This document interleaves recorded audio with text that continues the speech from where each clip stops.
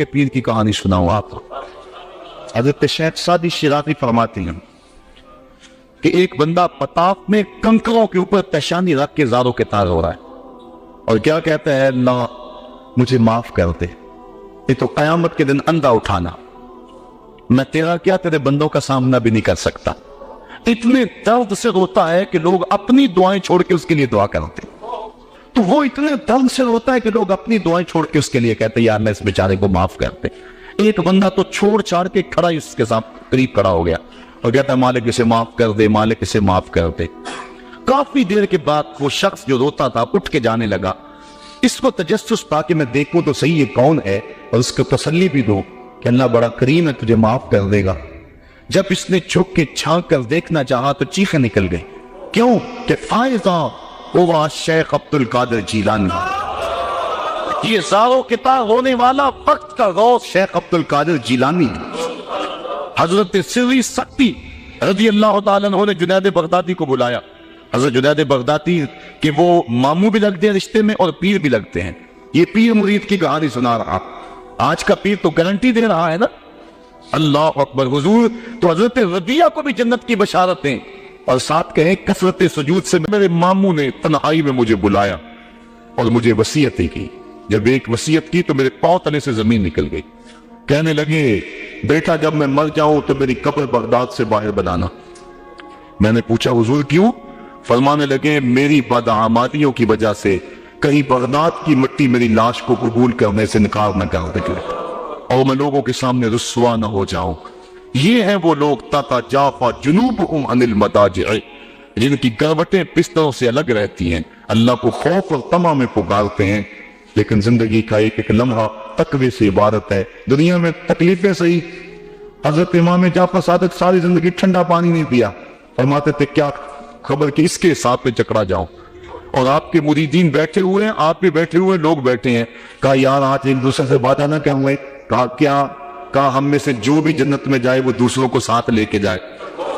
غلاموں نے کہا حضور ہم آپ سے وعدہ کریں، ہم تو آپ کے سہارے پہ بیٹھے ہوئے ہیں۔ کہا تم نہیں جانتے آخرت کے معاملے بڑے سخت ہیں، یہ امام جعفر صادق کہہ رہے ہیں، یہ ان کی زندگی ہے۔ تو ذرا دیکھیے یہ تقوی ہے، یہ خشیت ہے، اور ٹھنڈے پانی سے بھی گریز کر رہے ہیں۔ تین چیزوں کا حساب نہیں ہوگا قیامت کے دن، ضرورت کے وقت کھانا پینا، اور سفری عورت کے لیے کپڑا لباس، اور ضرورت کا مکان، ان تین چیزوں کا حساب نہیں ہوگا۔ اس کے علاوہ جو بھی نعمت اللہ نے دی ہے ثم لتسألن یومئذ عن النعیم، اللہ قرآن میں کہتا ہے ہر نعمت کے بارے میں پوچھا جائے گا۔ تو صاحبو جن لوگوں نے اس بات کا خیال رکھا کہ ہمیں پوچھنا ہے اور ایک ایک بات کا ہم نے جواب دینا ہے، یہ بات درست ہے کہ اللہ اپنے فضل سے معاف کرے گا، لیکن سحری کے وقت اٹھ کے سسکیاں پڑھنے والا اور رات شراب خانے میں گزارنے والا کیا قیامت کے دن ایک صف میں کھڑے کر دیے جائیں گے؟ یہ کیسے ہوگا؟ غریبوں کا خون چوسنے والا، بیواؤں اور یتیموں کا مال لوٹنے والا اور رات کی تنہائی میں ان کی مدد کرنے والا کیا ایک صف میں کھڑے کر دیے جائیں گے؟ ایسا کیسے ہو سکتا ہے؟ تو صاحب وہ تقوی ہے کہ انسان اپنی زندگی کے ایک ایک قدم کو بچا بچا کے رکھے کہ میں اللہ کی ناراضگی سے بچ جاؤں، اور دنیا کو اس نے مشکلات میں ڈال دیا۔ آج کہتے ہیں دین پہ عمل کرنا بڑا مشکل ہے۔ جو بندہ دین پہ عمل کرنا چاہتا ہے، اللہ قرآن میں سورۃ الاعلیٰ میں فرماتا ہے مشکل نہیں، ہم اس کے لیے آسان بنا دیتے ہیں۔ چلو لوگوں کے لیے مشکل ہی صحیح، لیکن اس نے مشکل میں یہ زندگی کاٹ لی، اور دنیا ہے بھی، اور دنیا سجن المومن، مومن کے لیے ہے بھی قید خانہ، لیکن جب قید سے چھوٹا پھر کیا ہوا؟ اللہ کی رحمتیں بڑھ کے اس کا استقبال کر رہی ہیں۔ پھر گروہوں کے اندر وہ جنت میں جائیں گے اور فرشتے کہیں گے سلام ہو تمہیں کہ تم نے زندگی اچھے ٹپ سے گزاری ہے، اب جنت میں آ جاؤ، تم اس جنت سے کوئی نکالنے والا نہیں ہے۔ اور وہ کہیں گے اللہ تیری تعریفیں اور تیری خوبیاں، تو نے جو وعدہ کیا تھا آج واقعی تو نے سچا کر دکھایا ہے۔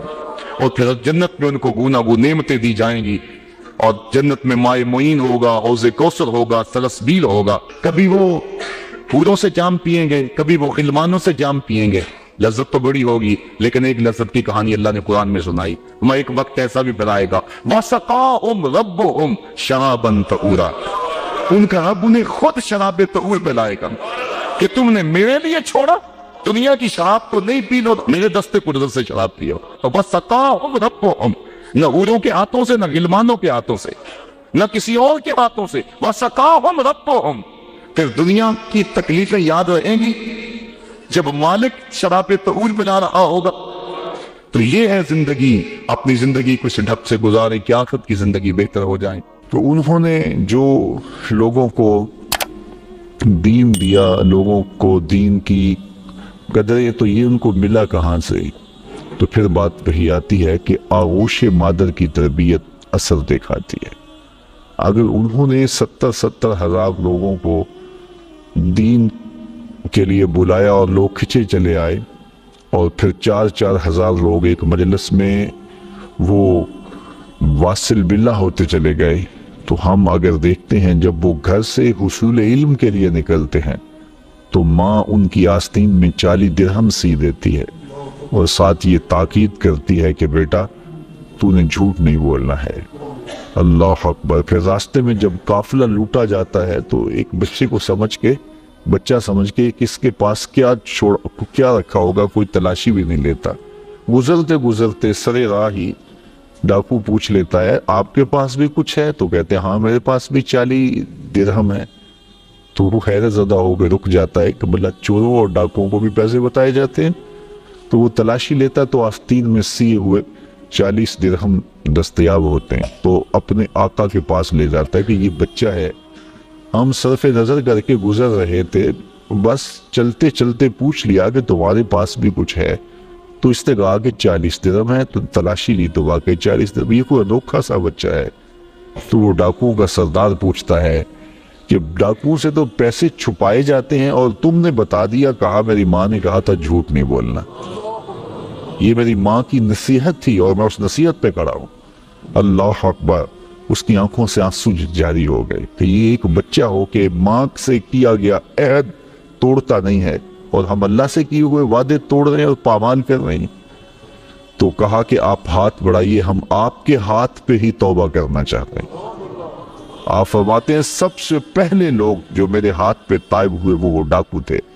آپ مجھے بتائیے، یہ حصول علم کا بھی راستہ ہے. ابھی عالم بننے جا رہے ہیں، اس کے بعد تصوف کی کٹھن وادیوں میں قدم رکھیں گے، چلا کشی کریں گے، مجاہدے کریں گے، اور اس کے بعد وہ مقامات رفیع نصیب ہوں گی.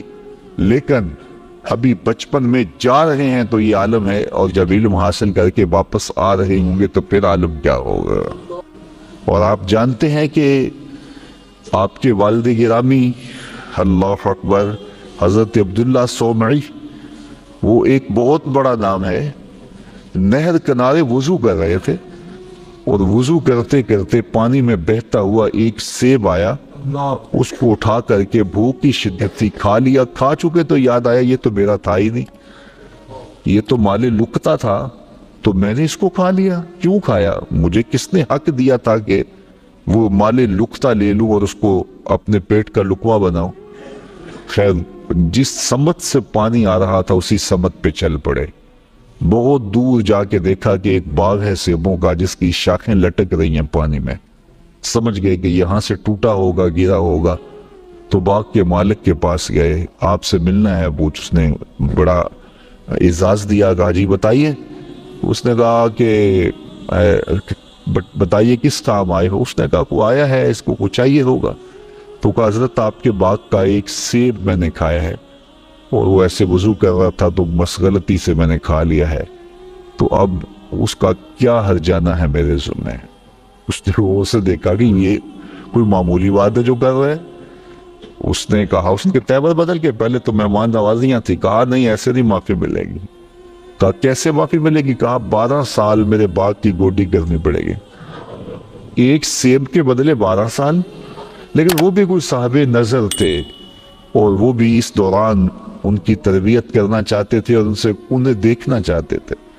تو کہا کہ 12 سال تمہیں میرے باغ کی گوڈی کرنی پڑے گی. تو تیار ہو گئے کہ ٹھیک ہے، وہ میرا گناہ تو دھل جائے گا، تم معاف تو کر دو گے. آج غوث پاک کی 11ویں پکانے والے دیکھیں وہ کس مال سے پکا رہے ہیں. یہ میں غوث اعظم کے والد کی کہانی سنا رہا ہوں. اللہ اکبر. 12 سال گوڈی کر رہے ہیں، 12 سال. 12 سال کے بعد ایک دن باغ کے مالک نے کہا کوئی سیب توڑ کے لاؤ. تو وہ سیب توڑ کے لے گئے تو وہ بھی کچا ہی تھا.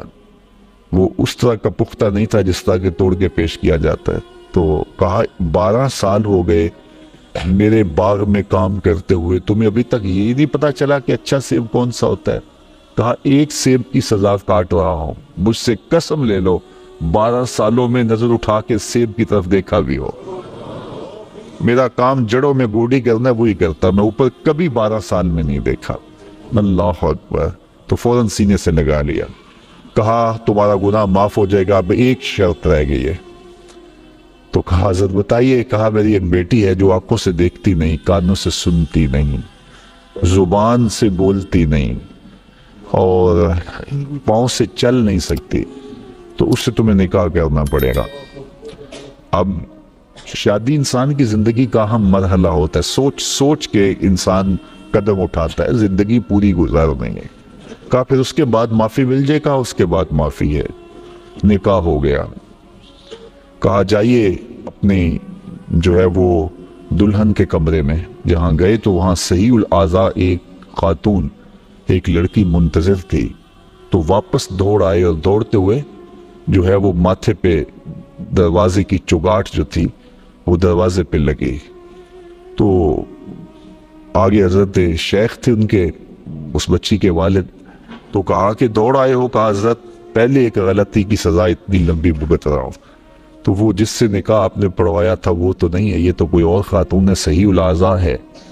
کہا وہی تمہاری بیوی ہے. کانوں سے بہری اس لیے ہے کہ آج تک اس نے غیر محرم سے ہم کلامی نہیں کی, اور زبان سے گونگی اس لیے ہے کہ غیر محرم سے کبھی بات نہیں کی. نابینا اس طرح ہے کہ اس نے آج تک غیر محرم کو دیکھا نہیں. اللہ اکبر. پاؤں سے اپاہج اس طرح ہے کہ آج تک یہ جو ہے وہ غیر محرم کی طرف چل کے نہیں گئی. یہ حضرت غوث اعظم کی والدہ بنی, اور یہ بزرگ جنہوں نے سیب کھایا تھا یہ حضرت غوث اعظم کے والد بنے. پھر اللہ نے ان دونوں کو جو شہزادہ دیا اس کا نام شیخ عبد القادر جیلانی.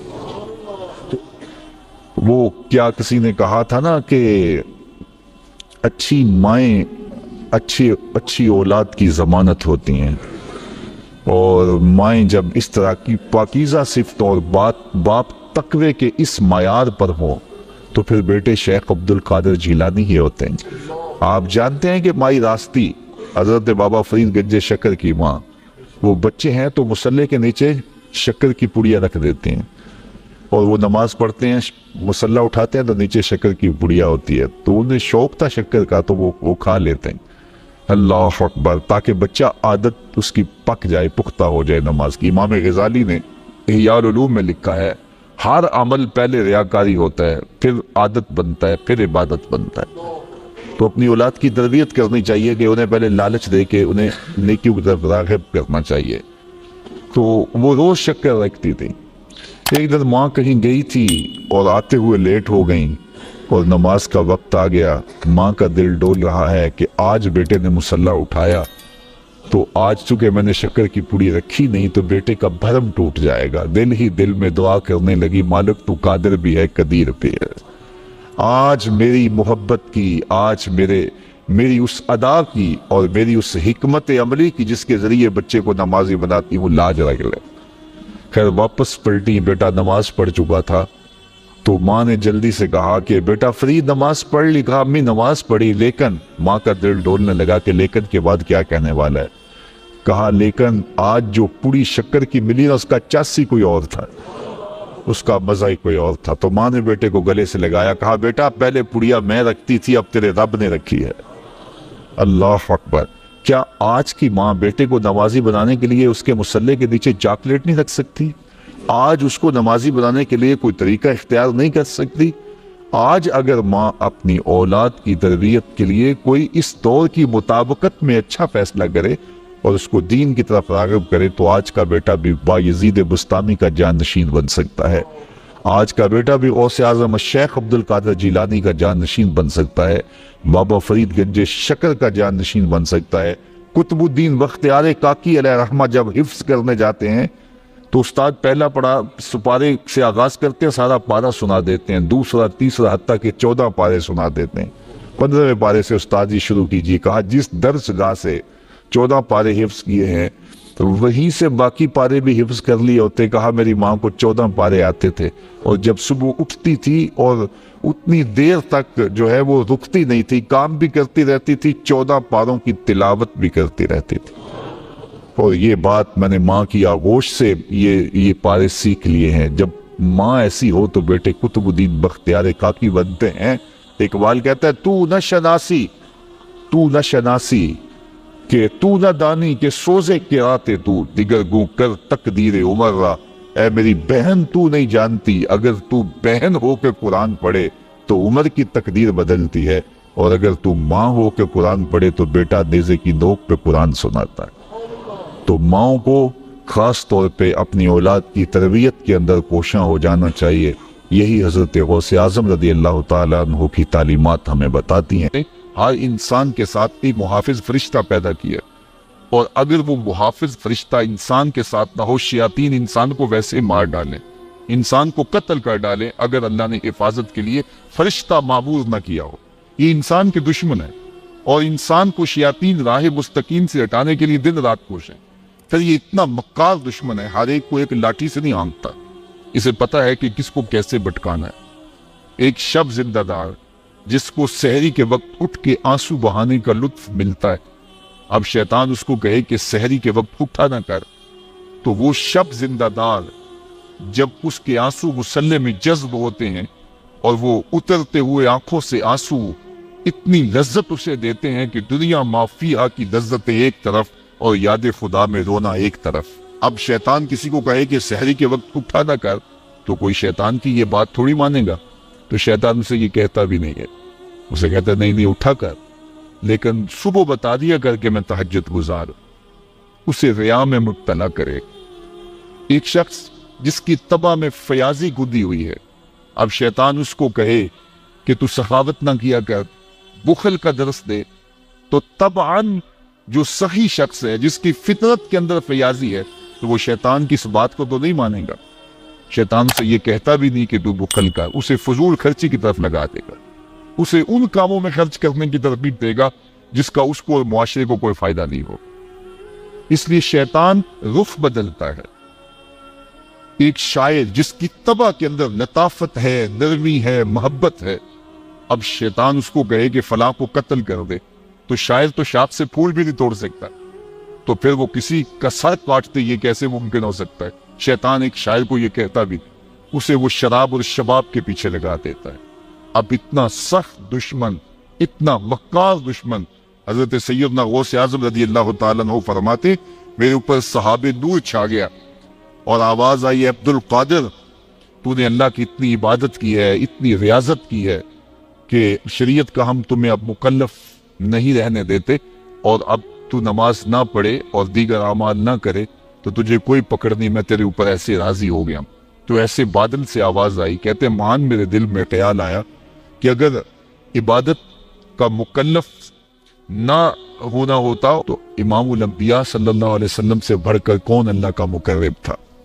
حتی تتورم قدماہ، حضور جب نماز پڑھتے اور اس قدر لمبا قیام کرتے حضور کے مبارک پاؤں سوج جاتے، لیکن ان کو تو کہا گیا وَعْبُدْ رَبَّكَ حَتَّى يَأْتِيَكَ الْيَقِينُ، انہیں تو کہا گیا کہ آخری سانس تک اللہ کی عبادت کرنی ہے، تو میں کون ہوں کہ مجھے کہا جائے کہ تو اب عبادات کا مکلف نہیں رہا، کوئی بات نہیں ہے۔ تو کہتے ہیں میں لا حول ولا قوت الا باللہ پڑھا تو وہ جو مجھے نور نظر آ رہا تھا وہ سیاہی میں بدل گیا۔ تو وہ ابلیس تھا جو اس رنگ میں مجھے بھٹکانا چاہتا تھا، کہا عبد القادر اس مرتبے پہ پہنچے ہوئے کتنے لوگوں کو میں نے گمراہ کر دیا، تیرے علم نے تجھے بچا لیا۔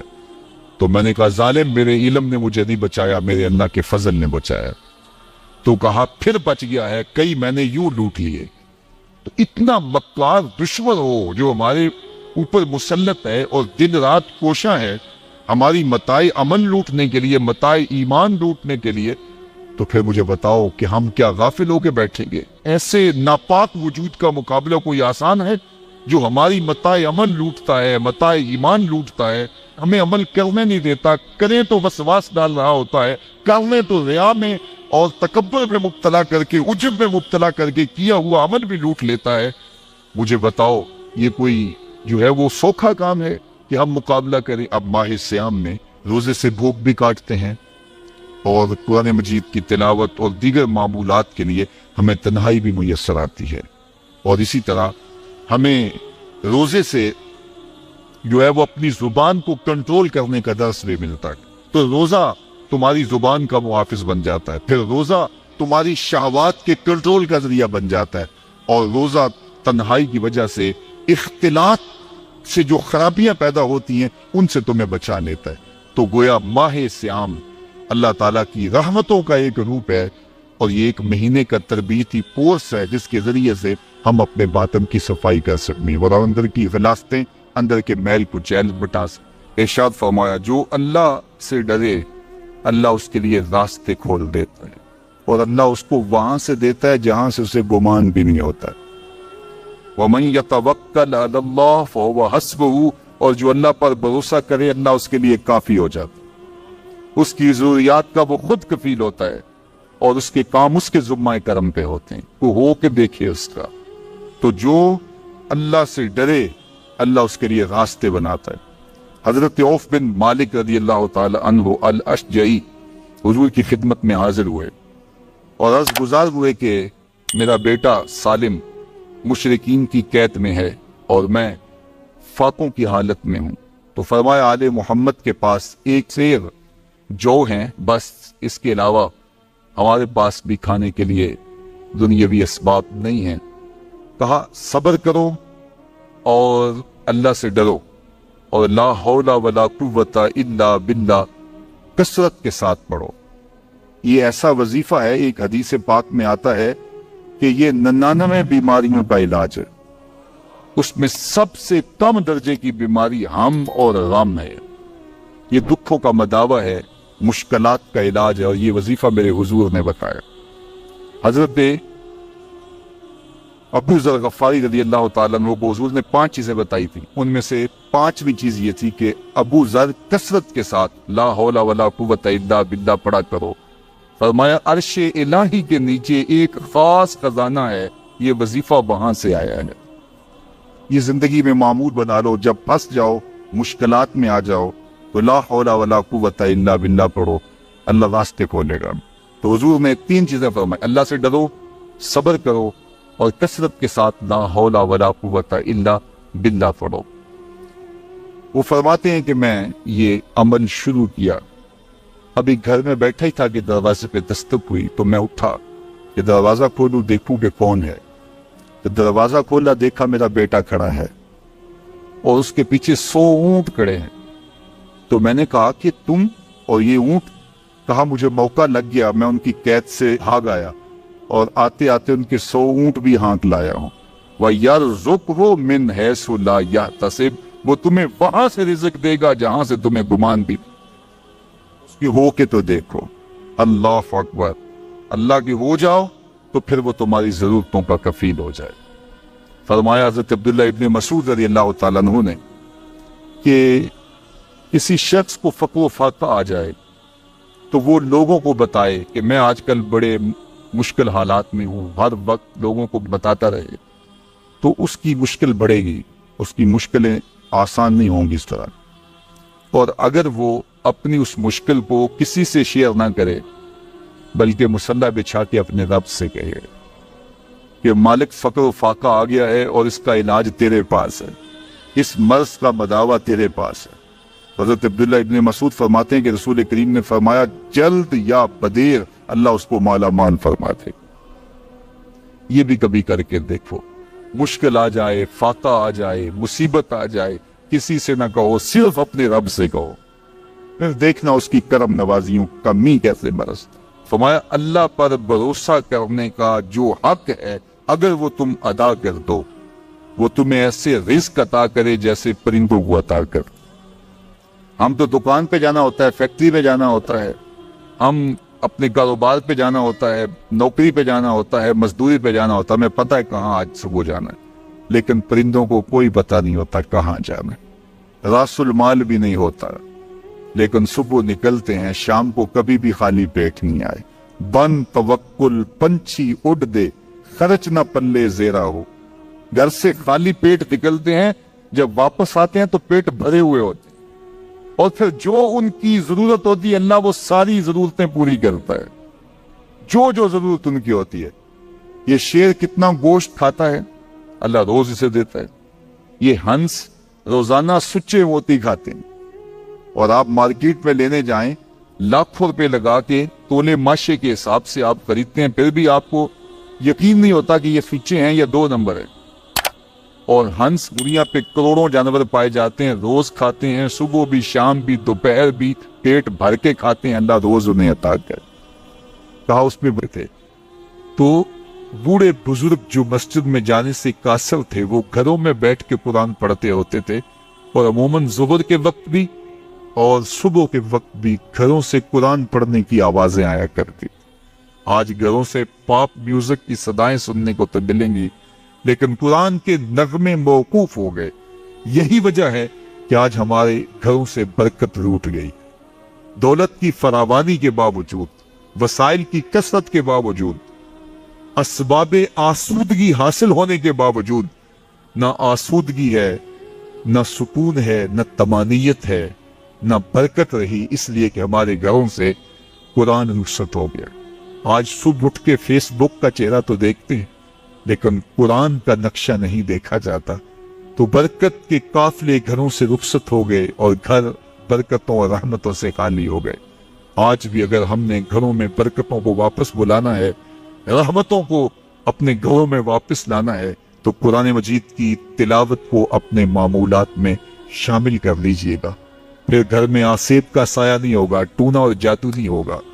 پھر کسی بابر ملنگ کے پاس جا کر کے آپ کو اپنے مسائل نہیں بتانے پڑیں گے۔ آپ کے گھر میں قرآن ہے، سارے دکھوں کا علاج اسی مرشد کے پاس ہے۔ ساری مصیبتیں اور ساری مشکلیں اور سارے مصائب اسی قرآن کے دامن سے دور ہوتے ہیں، اور اسی قرآن سے وابستگی سے گھر میں برکتیں اترتی ہیں۔ پھر آپ کو نہ آسیب، نہ جادو، نہ ٹونا، اور نہ کسی نے کوئی بندش کی ہے، نہ کسی نے کوئی مسئلہ کیا ہے، کچھ نہیں ہوگا۔ آپ کے گھروں پہ رحمتوں کے سائے ہوں گے، اس لیے کہ آپ کے گھروں میں قرآن جب تلاوت ہوگی تو رحمتوں کے فرشتوں کا نزول ہے۔ تو جب رحمتوں کے فرشتے تمہارے گھر میں اتریں گے تو پھر کوئی مصیبت، کوئی پریشانی، کوئی بندش، کوئی دکھ آپ کے گھروں میں نہیں ہوگا۔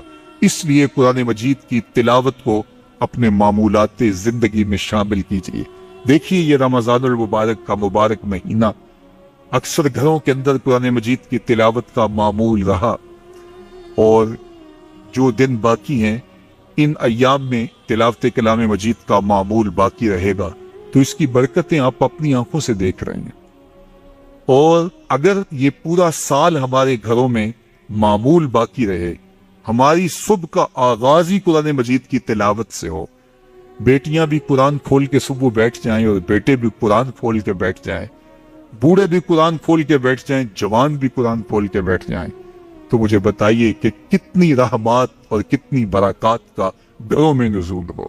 تو اس لیے اپنے گھروں میں قرآن مجید کی تلاوت کے معمول کو کبھی بھی ترک نہ کیجیے، چاہے روز کے 2 صفحے پڑھیے، قرآن مجید کی تلاوت کے معمول کو باقی رکھیے، اور اگر اللہ آپ کو نصیب کرے تو اس کو مفہوم اور ترجمے کے ساتھ پڑھنے کی کوشش کیجیے، تاکہ قرآن کا جو ہمارے نام پیغام ہے وہ بھی ہم سمجھ پائیں کہ قرآن ہمیں کیا بتا رہا ہے اور ہمیں کیا میسج دے رہا ہے، تاکہ ہماری زندگیاں اس پاکیزہ کتاب کی روشنی اور کتاب کے اجالوں میں بسر ہو۔ اور یہ کتاب اللہ کا تیسرا حق ہے کہ اس کو مفہوم و مطلب کے ساتھ سمجھنے کی کوشش کریں۔ یہ ہمارے رب کا ہمارے نام پیغام، آپ کے کسی دوست کا، کسی ملنے والے کا آپ کے نام خط آ جائے اور وہ اس زبان میں ہو